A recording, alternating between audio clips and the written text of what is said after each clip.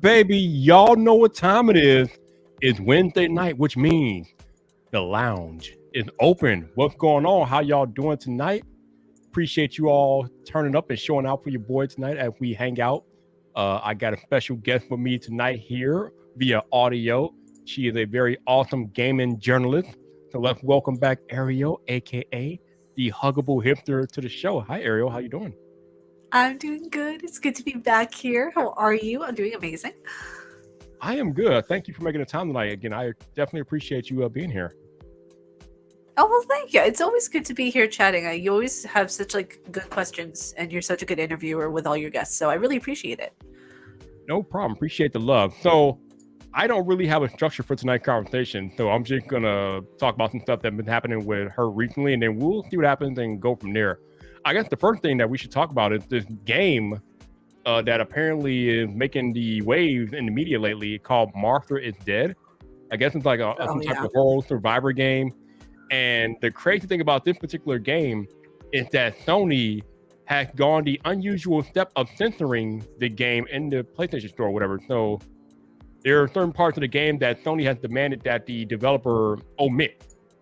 Now, the crazy thing is that Microsoft and other companies, they are not censoring the game. So the game will be uncensored on Xbox, but it will be censored on Sony. So, Huggable, could you tell us a little bit about what's happening with the game and why it's being censored on Sony? So, massive trigger warning first, by the way, because there's topics that this game discusses that is just, in my opinion, it's kind of gruesome, which, I didn't know it was as bad until I saw the content that was censored by Sony. This game, like you said, it's a horror game. It's survival horror. It's psychological horror and everything. It goes deep into kind of this murder mystery too, which I thought was pretty interesting. The reason that they censored it, here comes the trigger warning part, is because you experience a cutscene in the first 15 minutes of the game. It's a dream sequence, and you have to cut the face off of somebody, and it's in first person, and you are doing that, and you have control over that situation as the player. So that's why they censored it. I think that they're not in the right to censor the company because creative freedom is so vastly important in our society, especially now. But I feel like it's, in my opinion, as someone who I'm not, a certified psychologist, but I do have a degree in psychology, and someone who has studied the psych field for 6 years, it's worrisome because it's very, it's borderline snuff films, in my opinion. And I don't jive with that at all whatsoever. I'm sorry, I have to laugh because I have to laugh at your use of the verbiage cutscene, and then you talk about somebody getting their face cut off. Yep. Yeah. It's one of those things too of where I don't like the fact that Sony had to censor it. But I would have at least appreciated them, giving more of an in-depth warning. In the sense of we have the ERSB rating, I believe it's called, and Right. We have PEGI, we have all that kind of stuff. But I feel like this game deserves kind of a more in-depth warning for people. That way they understand exactly what they're getting into, because this isn't just psychological horror. This is shock value horror.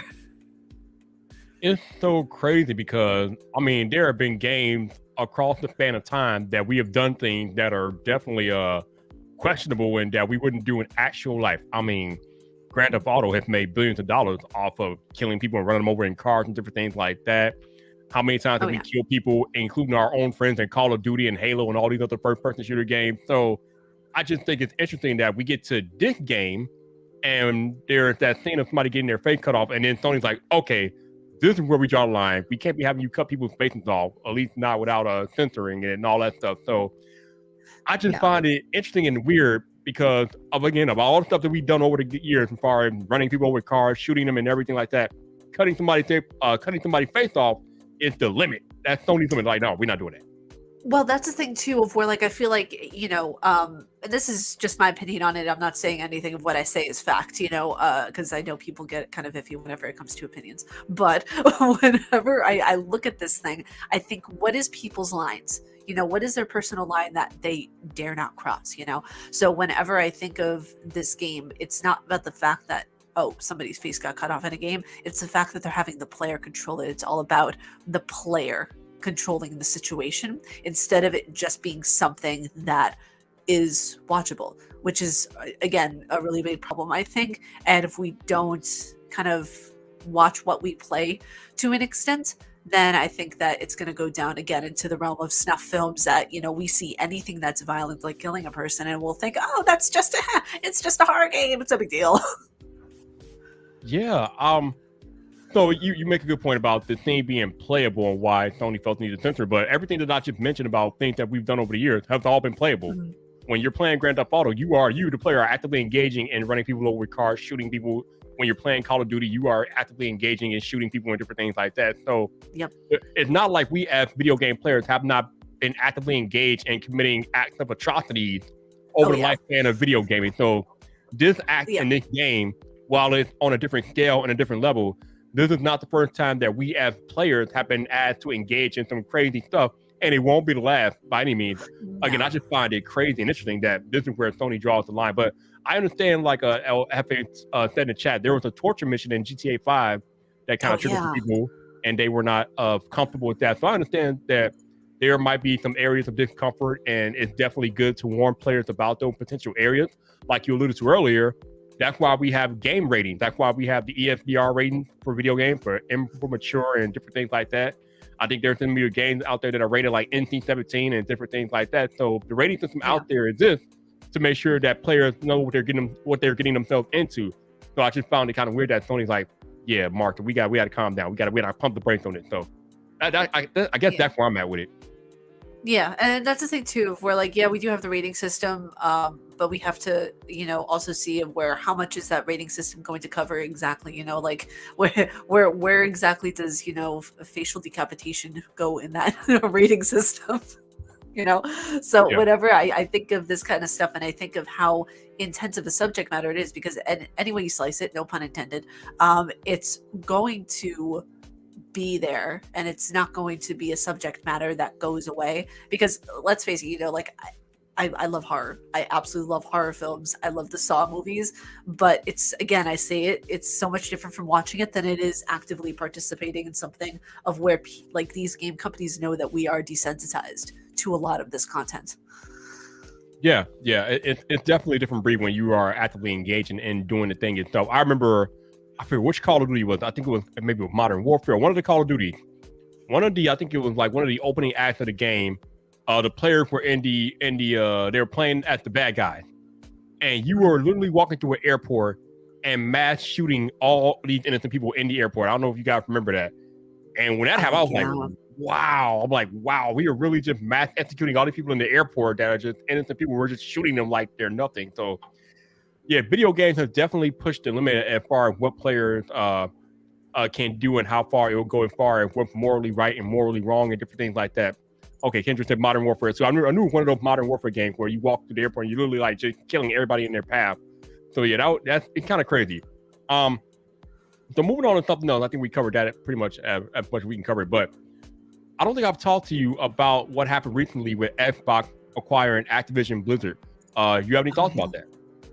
I'm really so happy about this, actually. I saw that they acquired them, and I was like, okay, another company that is going to actually do really well under the supervision of Microsoft Xbox. Because, I mean, if we look at it really objectively here, we're seeing that Phil Spencer is acquiring companies that need the most help right now, whether that be, in what games they put out, financially, whatever it may be. They are just companies kind of that need to be under the technological, massively sized wings of Microsoft currently. Yeah, it does seem like Microsoft is acquiring a lot of companies. We know that they're trying to bolster their offering for Xbox Game Pass, but Microsoft is not the only one making moves, as we know that Sony just acquired Bungie. Ariel, do you have any idea what Sony is going to do with their acquisition of Bungie? Because I'm still trying to figure out what they got going on over there. I think they're sending a massive statement to Xbox saying, all right, player, your move, kind of thing. Because I feel as if they are trying to not only one-up Xbox to an extent, because everything is in competition, right? So I think that they're trying to do the acquiring game and saying, all right, Xbox, I see your move. I'll raise you one. See, here's the thing about that, though. we know why Microsoft is acquiring all these companies. They're trying to bolster Xbox Game Pass and make Xbox Game Pass the premier gaming experience out there.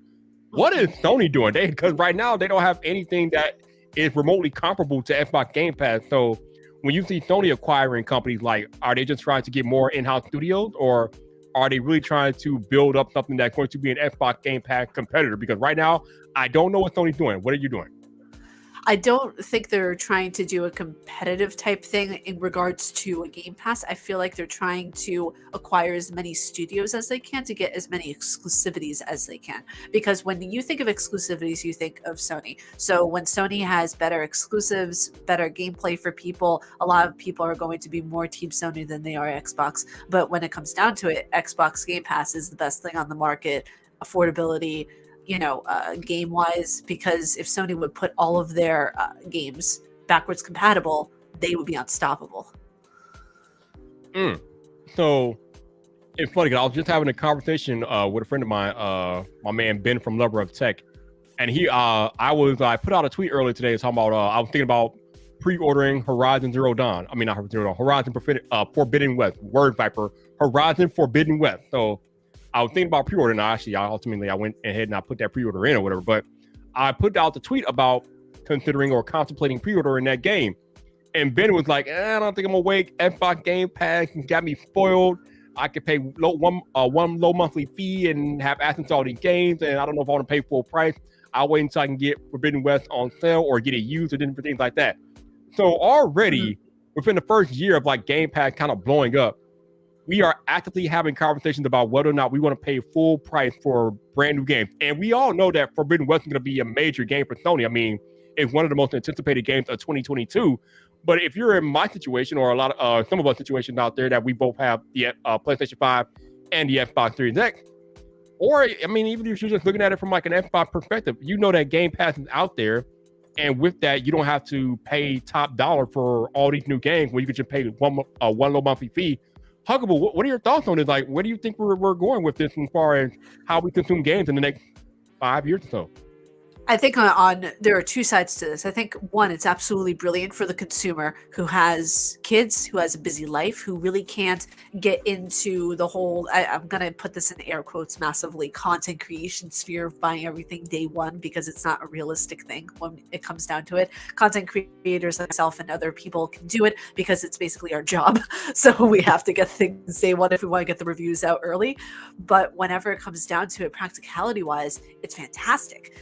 You can spend $14 a month, get all these games out there. Basically, you have everything essentially for free, for a grab, for what the initial price would have been. So on that side, it's great. But it's also a downside for a lot of collectors like myself, because since we get everything full price day one, it's really basically no use for us. So for me personally, I don't own a Game Pass. I just get everything physical copy if I can. If not, then I just get it on Steam. Okay.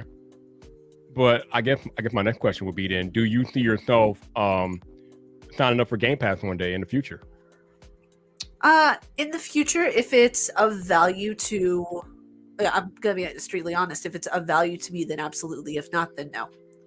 Okay. So actually, let me go back even further, because you just said that probably, I guess one of the main reasons why you have not signed up for Game Pass is because you are a physical collector. You like to buy your game physically and have that physical medium to collect, or whatever you do with that.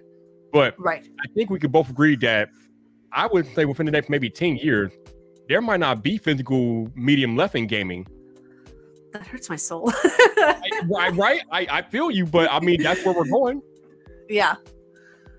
If it's not going to be a physical medium anymore, then I'm going to probably do a balance between getting things a day after or a few days after on Xbox, or get them on Steam, because I'm a PC player when it comes down to it. I love being able to play on a console, but my first love is always going to be PC. So it'll be PC and then either digital copy on Xbox or PS4 if it comes down to that. Because you're right, it's sad to say, but it's like everything is going to go out the window of, physicalities. Yeah, I mean, think about books and where books are. I mean, you don't see that to be any actual bookstores out there anymore, do you? Not really. Because most of us have already found our books digitally now. And unfortunately, a lot of industries are going digital. And you can see what's happening with gaming, right? How do we get our Right. movies, you all? You don't see any blockbusters out there anymore, do you? No, everything is now digital with movies, and I expect video games to go the same direction. I mean, it's already heading there. So I don't think it's going to happen overnight, but probably within the next 5 to 10 years, there will be no more buying physical games. That stuff's going to be done because there will be no need for it. You had to remind me of my age by saying Blockbuster. Oh gosh. Yes, Blockbuster. I mean, every Friday night we used to go out to Blockbuster, rent the movie, get some games. Yes. Yeah, that was the good old days. Good old days, man. Yeah. So, yeah, the acquisition thing, looking at what Xbox and looking at what Sony's trying to do, and seeing how Sony's going to try to come up with an answer, hopefully for Xbox Game Pass. I kind of feel like if Sony would be willing to put their first-party games on a Game Pass type service, they could easily compete with Game Pass because no one is arguing that Sony doesn't have the better exclusive titles in their first-party developer studios. I mean, we know Microsoft has more studios now, but Sony still pumps out better exclusive content year over year.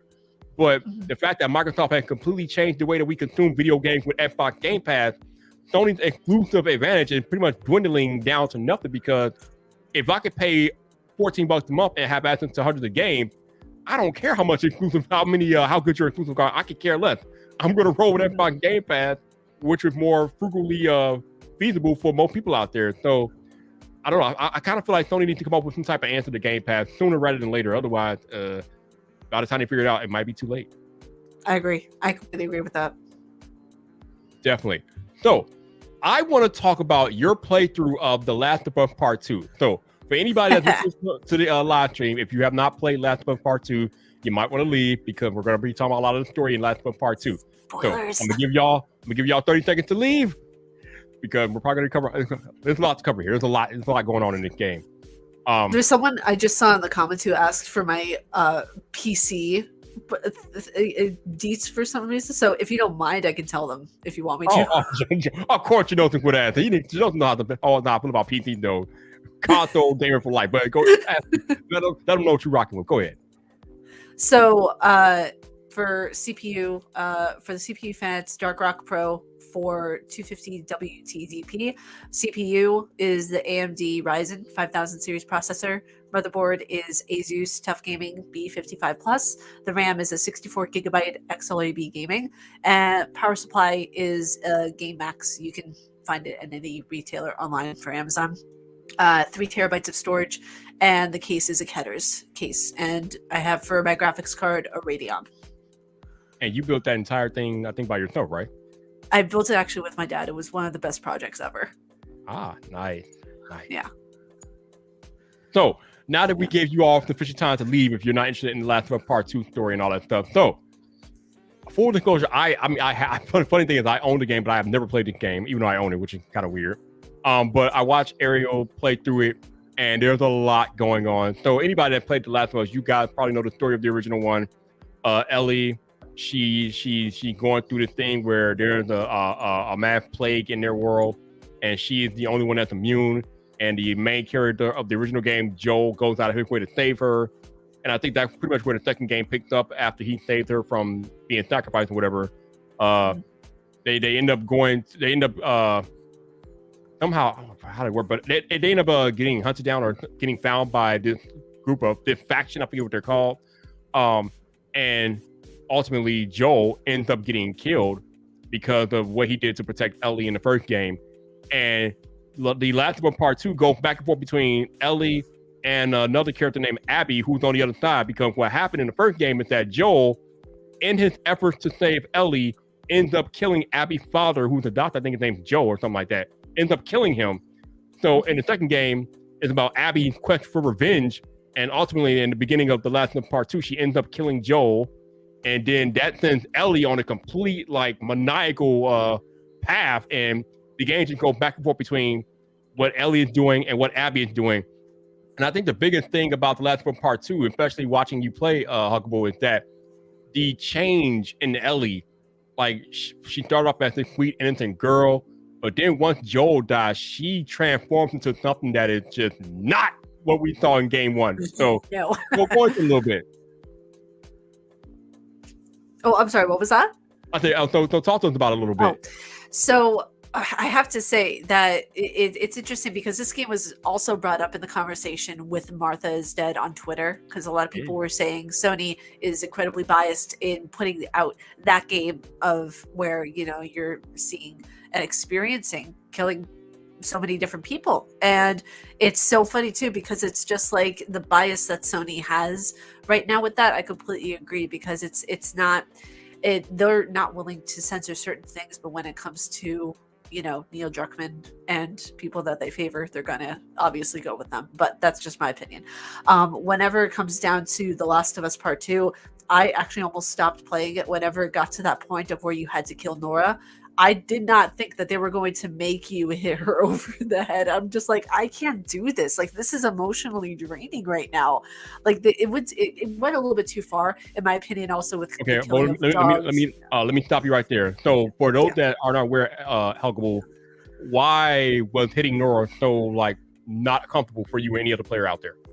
For me personally, it was not comfortable because, again, it's the participation of the act of killing someone who, in a sense, was innocent in the act of what happened. So you're killing someone who is trying to save their friend, and through seeing that different story back and forth between Abby and Ellie, and, you know, taking part in both those stories, you see both perspectives. So you get to know them as human beings instead of just people who killed Joel. But wasn't Nora pregnant when you did that? No, this isn't the one who was pregnant. That you're talking about the other one. Yeah. Oh, okay, never mind. Yeah. No, you're good. This is the one who was like down in the basement. Remember, whenever you had to like hit her over with the pipe across the head.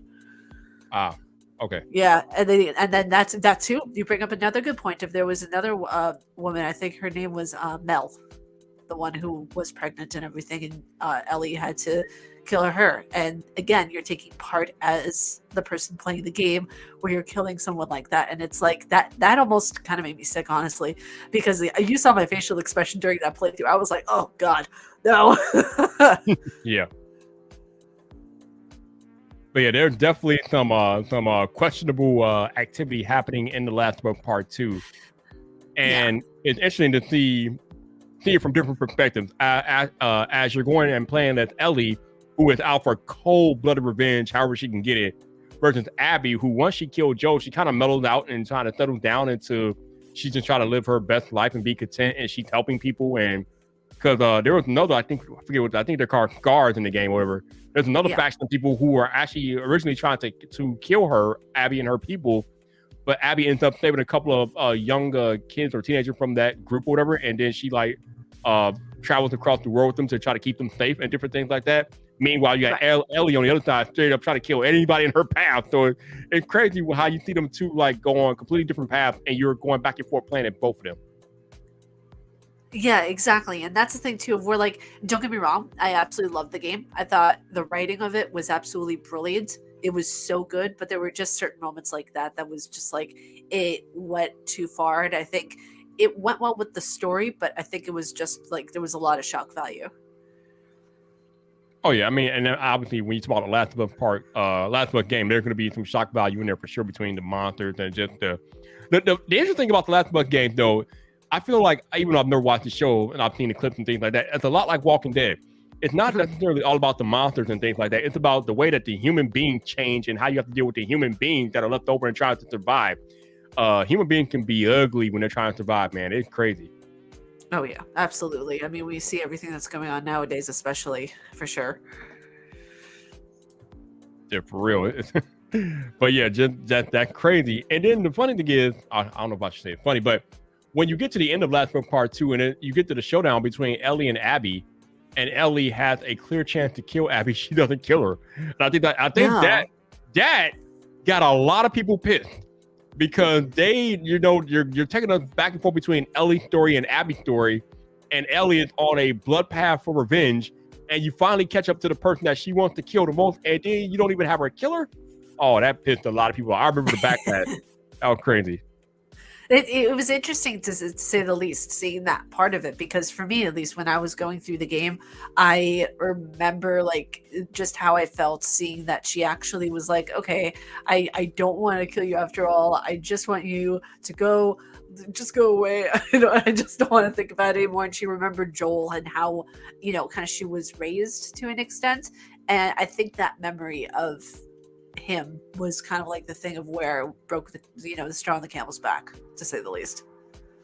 Definitely. So, in your opinion, where do they go from here with Last of Us Part 3, or will there even be a Last of Us Part 3? I can only see them doing a DLC, to be completely honest. I don't think there would be a Last of Us Part 3. If they do, it's incredibly stupid on their part, because that would just ruin the story, in my opinion. They already had such an amazing story with the first and second game, but to create a third one, I think that would just be money hungry and just drawing it out for no reason. Wow, she said they will be stupid for having a Last of Us Part 3. Wow, that's some strong language right there. Woo! I mean, from a story perspective, when you look at it, the reason why I see the most it could be a DLC is because you could see Abby and Lev's story and see where they go, or see like the growing up of Ellie and Dina's son. That could be possibly something they could go into for a DLC, but an entire story, I think this ended off where it should end off. Now, Huggable, we both know how corporations work. They make bank off the Last of Us games. I fully expect them to do something about Last of Us Part 3. I mean, if for nothing of money alone. I mean, actually, they could do something else with the story, because we know that there's a Last of Us show coming to HBO Max. So they could do that show as well. Even though I think that show's going to cover the first game, but maybe they could spin a game off of whatever story they weave on the Last of Us, the actual show. But if y'all, for those who don't know, there is a Last of Us show coming to HBO. I think it's in development now. Maybe it'll be released in 2023. I don't know when, but it's coming. So there's that too. Yeah, it's definitely going to be interesting, to say the least, because whenever I see mentions of the show, I just hope they do it justice. Because at the end of the day, the basis of the game is a really good story. And, the cordyceps is something that exists, thankfully, only with ants, not with human beings, thank goodness. But it is something that is actually true to life. And the fact that they want to do a show on it, I feel like it would add so much depth to an already really good game. Yeah. I mean, I'm definitely intrigued to see what they do with the show. Usually HBO does good work with the TV shows, so I guess we'll find out whenever they release it. Dun, dun, dun. Dun, dun, dun. So let's go back to the game that I was talking about a few minutes ago.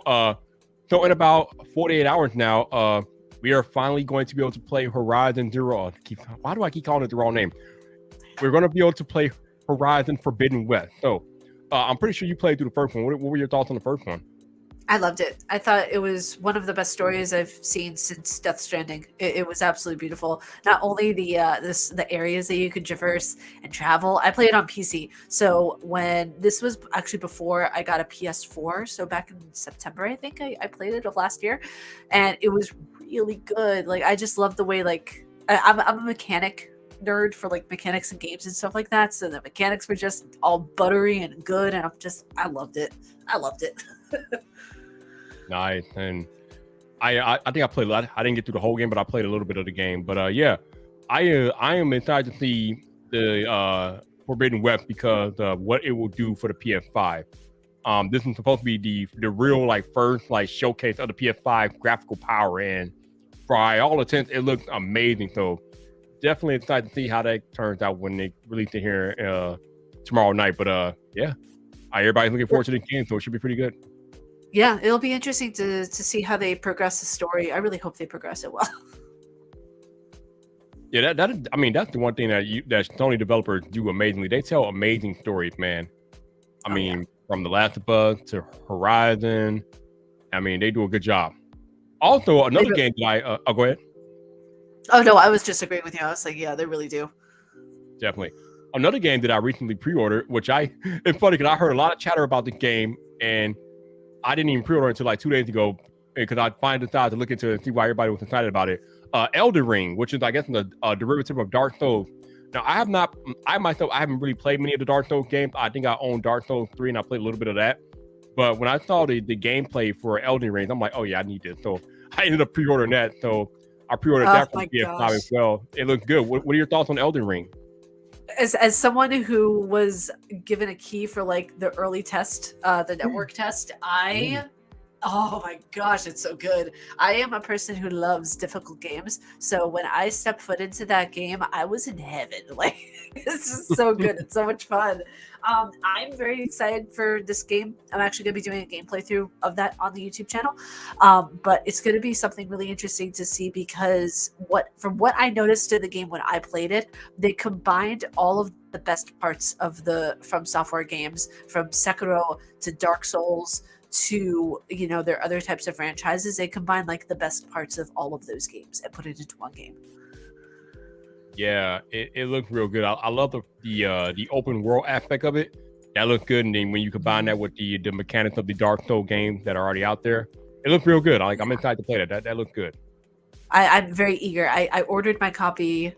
What was it, last year, and I don't get it until March 3rd. So I'm okay. I'm fine. It's all right. It's cool. Wait, why don't you get it until March? I have no idea because Amazon's being weird. See, Huggable, you gotta start going digital. You gotta start going digital. I can't. It's a curse. See, digital, where is that? Digital, where is that, man? So you go digital, then you get it the day. Yeah, I mean, I guess that's the gift and the curse because if you're like Huggable and you want your physical media, then you got to be at the mercy of reach of Amazon people, or you got to find yourself going into actual physical locations to get these games. Where if you're like Viper and you ditched the physical world like 5-6 years ago, you can get the game as soon as they turn it on the servers, and you can just like go into the other room, hit buy, download it, get ready to rock and roll. You ain't gotta go nowhere. I love it. Yeah, some of my friends are so extra. They bought a physical copy, and while they're waiting, they bought the digital. I'm like, I see you, but still, damn. No, I've done something extra like that because last year when MLB The Show came to Xbox Game Pass, I brought it. Actually, number one, I still brought the game even though it was on Game Pass because I love the game so much. But I ended up buying it for Xbox and I brought it for PS5. And what I didn't realize is that even though it's the same game, there's some more subtle nuances about the PS5 version that was not on the Xbox version. Like, I see you, Tony. See, I see you. This is exactly why, and I can actually say this now because I mentioned it in a tweet a few weeks ago, but this is why I have Cyberpunk 2077 for PC, Xbox, and PS4. I am doing a comparative review for all three platforms, and I'm noticing so many differences with each platform. It's amazing. Okay. Now, Yeah. funny that you mentioned Cyberpunk because I brought that game when it came out and back in 2020, and it was a complete buggy ass mess. And I just downloaded, and I just upgraded to the 1.5 patch, which gives me finally the next generation version that I can play on my Xbox Series X. And while it does seem like it's a lot better, it still has some bugs in it that I'm just like, how do you not get these bugs out almost 2 years later? But the game itself is cool, but the bugs are just everywhere. Like, come on, man. See, I feel like I'm the odd person out because I maybe only experienced 5 bugs the entire time, and I played it day one on Xbox Series X. Yeah, I definitely experienced more than 5 bugs. I mean, we got people floating in the air. We got people glitching in and out of the building. It's madness. It's absolute madness. You know what, Ace? I mean, yeah. Oh, go ahead. I'm sorry. I was gonna say, you know what, Ace? I kind of miss it too. The midnight releases, man. I used to line up for games at midnight, like Halo and all that stuff. That was for good old days, bro. For the good old days, absolutely. Yeah, I miss the midnight releases for books. I did the Harry Potter ones when I was a kid. Oh boy! So you are a Potter fan, huh? Yep. I mean Slytherin over here, hardcore. Okay. Okay, I got beef with Harry Potter, Ariel. I got beef. Wait, what's your beef with Harry Potter besides the author? No. Oh, I got beef with the author, but not for the reason that you might be thinking. I got beef with the author in Harry Potter because how the hell did Hermione end up with Weasley? I got beef. I got questions, Ariel. I don't like it. I don't like it. Honestly, Weasley, they give him shit for no reason. I think so. Hermione should have ended up with Harry. Damn it, she should have been with Harry, not Weasley. Ugh. I mean, she ended up with the redhead, and I approve of this. Okay. Oh my god. I just. His brothers are good looking though. I wonder if they're single. No, I'm just joking. Oh, God, here you go. It did. To make it even worse, they put Harry with Ginny. I'm like, what? How? What? When did this come from? Like, come on, man. I don't know. Some of that stuff was just kind of lazy to me, but I mean, I enjoyed all the movies. I haven't read any of the book, but I watched all the movies, and the movies are awesome. Oh yeah, I remember. You know what's interesting though? Like whenever you see, what's the character? Voldemort. He kind of mumbles though. Like, have you noticed that? It's like Harry Potter. Like he doesn't say any words. Like he just mumbles the entire time. Yep, definitely. No, I saw that in a TikTok, by the way. I can't take full credit for that. good old TikTok. Gotta love it. So, besides Forbidden West here, what other games are you looking forward to this year? Oh, this year I'm looking forward to Ghostwire Tokyo coming out next month. I'm so excited. Okay. It's coming out for PS5 and PC. I think they have an exclusivity deal with Sony for a year, just like Deathloop, and they're going to be moving it over to Xbox as soon as probably possible, but who knows with Sony. Who knows? What other games are you looking forward to besides Ghostwire? Right now, the main games I'm looking forward to are Horizon Forbidden West, Elden Ring, and Ghostwire Tokyo. There aren't too many other games right now that I am looking forward to because I'm trying to finish off my massive backlog. All right. So I want to talk more about what you do in the video game space, because you mentioned earlier that you have a degree in psychology, and you've taken that and you analyze video game characters and their psychology and the reason why they do things and different things like that. What made you take your degree to do that? What made you decide to attack video games in that area, in that way?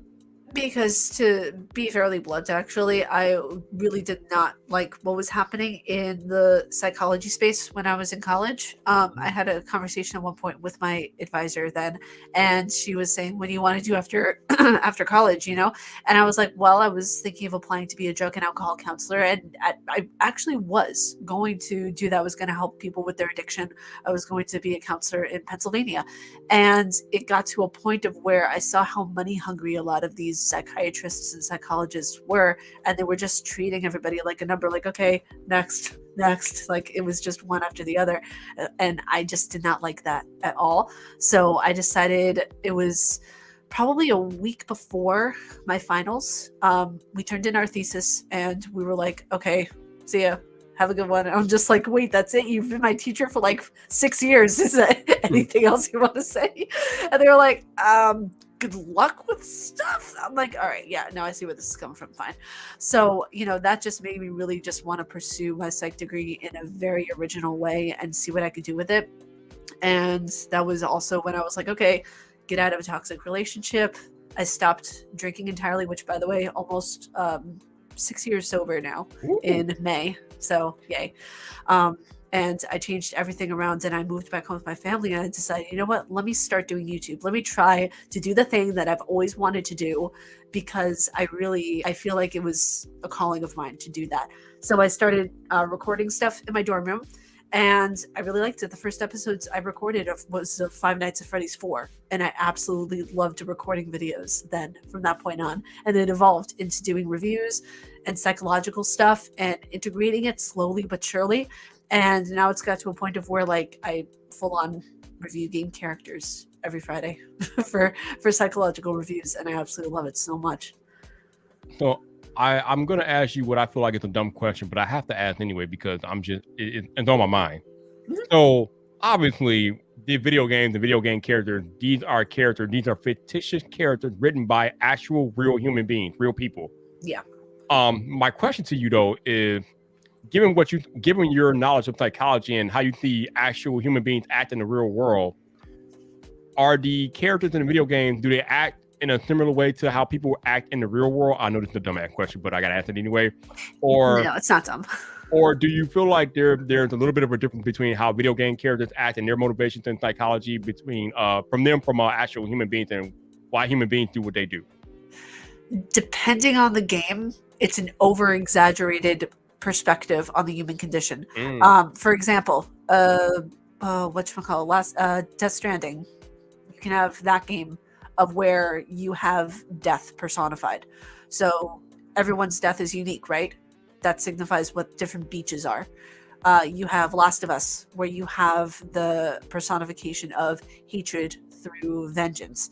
And that is a very real thing that you see in a lot of people. You have a lot of God complexes, and that's just, that's over exaggerated because every game character villain has a God complex. Is annoying as hell.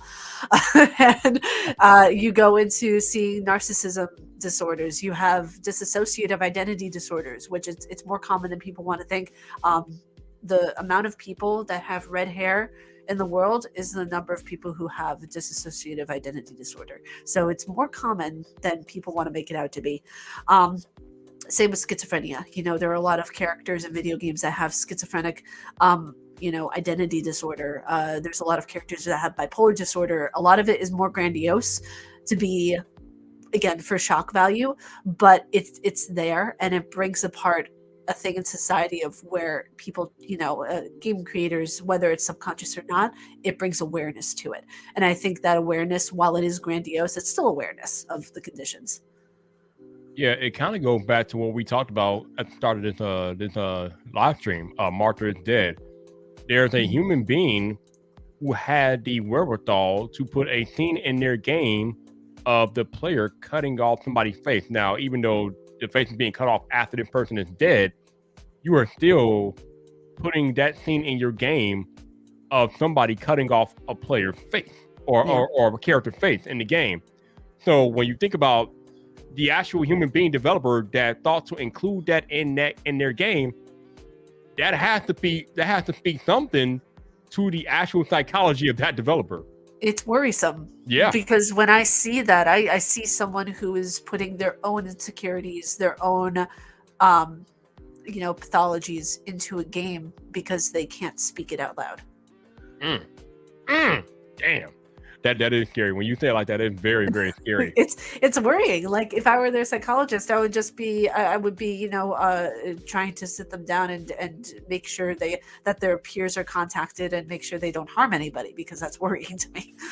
Ooh, I like what Michael Pepper just said. He says, I would say they act how many of us would without limitations of laws, ethics, and emotions. It's a disconnect from what makes most people human unless you have a typical social behavior. Ooh. Oh, yeah. That's like true. it, Michael. That. Well versed, son. Well versed. Appreciate that. It's very insightful comment. Indeed. See, Mark, see what happens when you show up late? You show up late and you get face cutting comments. That's your fault. But yeah, it does go to, it does make you wonder, like, about all the things that we see in doing video games, and how I mentioned earlier about how the things that we do in Grand Theft Auto, shooting people, running people over with cars. Hell, Hefe mentioned the interrogation scene earlier.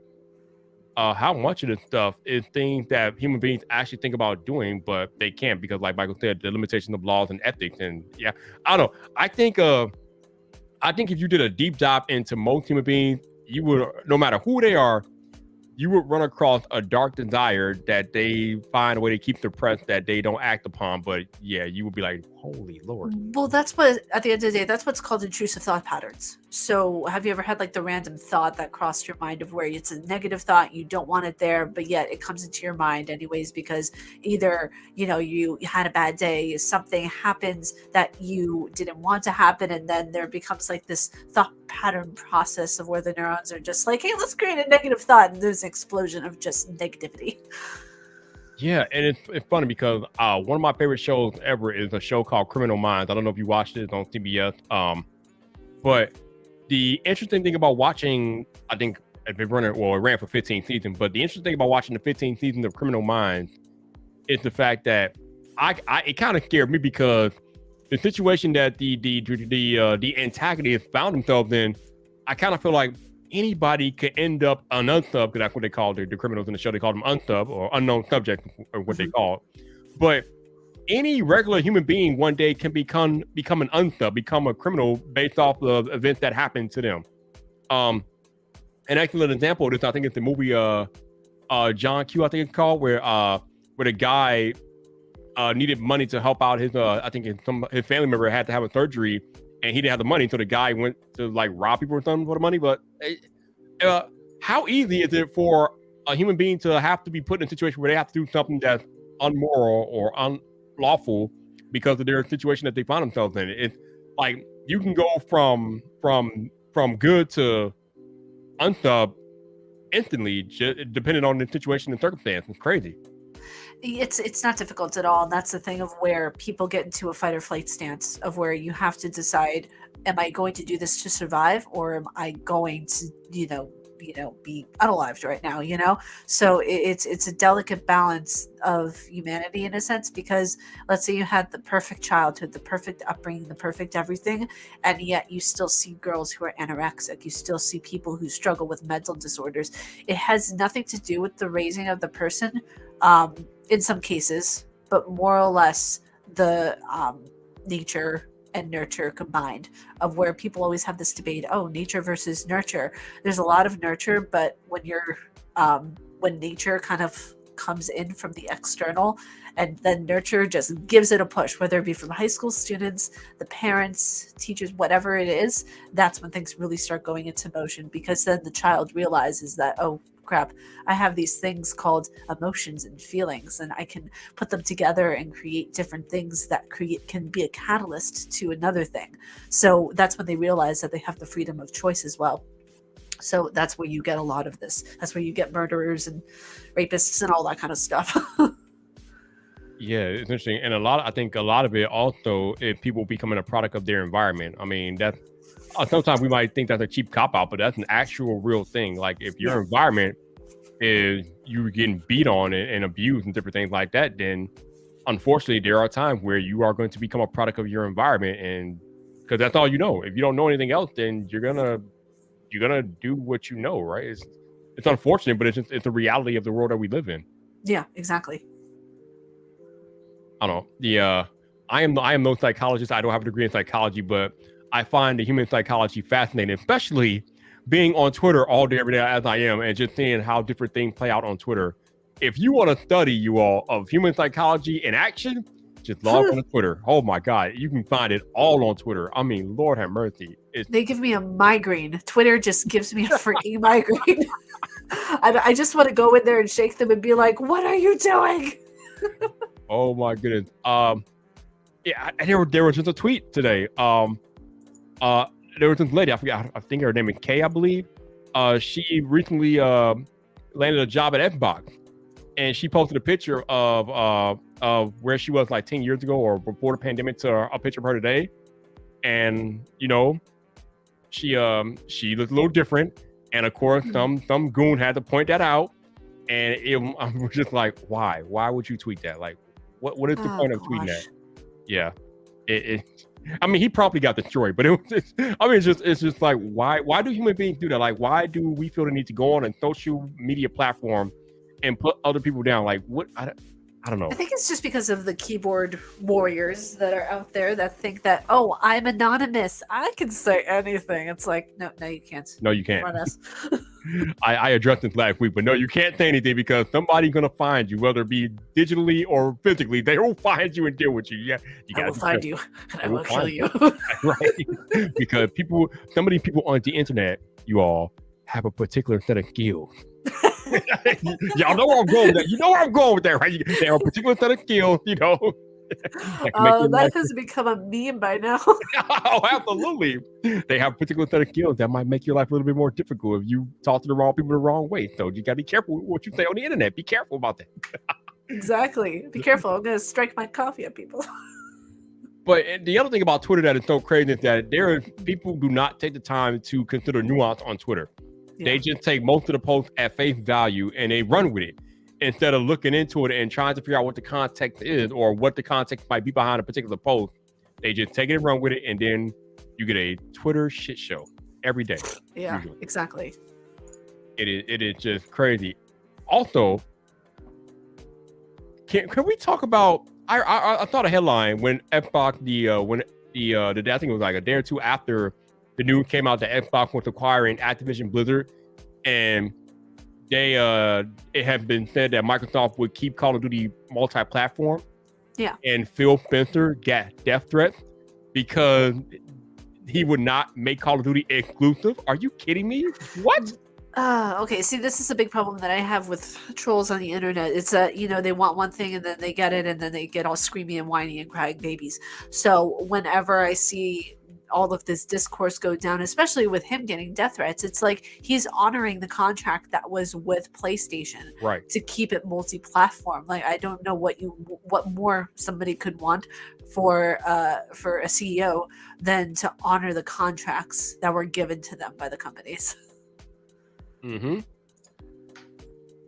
And to be clear, I think that contract goes to 2024. But once that contract is up, I don't know why or see them leaving Call of Duty multi-plat, but maybe I'm wrong. But just the fact that the man was getting death threats just because he was not going to take Call of Duty and make it exclusive. Like, again, this goes back to human psychology. What in the world is going on up there in your head that will make you go and submit a death threat to a CEO or a VP or president of Xbox because your game is not going to be exclusive to a platform? Like, what is the psychology behind that? It's fascinating and scary at the same time. The psychology behind that is complete anonymity. So when you see someone in person that person doesn't like you, they're not going to confront you in person. They're going to keep it behind the scenes because they don't want to get completely smacked across the face. So that's the beauty of online for them, is just complete anonymity, and they have no repercussions whatsoever. What, Twitter's going to take away their platform? Okay, they'll just create a new one. Like, they don't really care about anything or anyone but themselves. No, but right, and you're right. I think a lot of it does have to do with anonymity, but I think it goes deeper than that. Like, I want to go past that point. I mean, before we get to the point that they're protected by anonymity, what in the hell is going on up there in your head that will lead you to put a death threat out there to Phil Spencer because Call of Duty is not going to be exclusive to the Xbox? Like, why? Like, I want to know, why would you do that? Like, what is going on in your head that makes you feel like a death threat is warranted because a game is not going to be exclusive on a platform? Like, it's crazy to me. I don't know. The one explanation that I can come up with, at least, is anger issues and the fact that they quite frankly weren't raised right. You see a lot of people who demand things like, I want it now, I want it now. That's the ego talking. So when you have the ego and the id both being those of one another in the brain, you kind of get this this catalyst that starts everything, of where, like, okay, if I can't have it now, I'll just storm and prance around like a little baby until I can finally get it. So that's why whenever you see tweets underneath what happened with Activision Blizzard, the storm out, people asking for different skins for characters, it had nothing to do with them. So they didn't care. They didn't care about the company. They didn't care about the people who were involved in the walkout. They just cared about themselves. The id is the child, animalistic part of the person. So they're gonna, want it now, want it now, want it now. And that's basically what it is at the end of the day. If they don't get what they want, little babies that cry and scream. So it's a weird thing to say about people, especially, most of them being grown men in their 30s, but it's true, because if you see someone and you try to argue with a person who is like that and who is very sure of themselves and their delusions, then it's going to be a more difficult time. Oh yeah. I have definitely been engaged with people on Twitter that I think are delusional, and I'm like, okay, we're not conversating anymore. I just end the conversation. I'm like, I'm not dealing with it. I'm no, thank you. Well, yeah, there was actually, this is a perfect example. There was a video that I posted. It was actually the first video that actually went viral on my channel. I was really excited about it. It got like, I think, over 24,000 views or something. I was really proud of it. And it had so many comments of people telling me that I didn't know the history of it. It was a review video for Warpath, for a game, and it was a mobile game at that.